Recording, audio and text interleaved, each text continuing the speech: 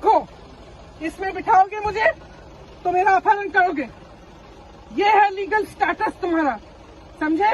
मत समझो कि मैं नहीं समझती। अभी तो अरेस्ट करो, अरेस्ट करो अरेस्ट। हम खुशी से जाएंगे तुम्हारे हमने साथ। अगर कोई गलती कर ये रखी जो है, जबरदस्ती घेर रहे हो, ढकेल रहे हो ना, इसमें आप physical assault, attempt to kidnap, attempt to molest, attempt to harm, समझे? समझती हूँ मैं सब कुछ।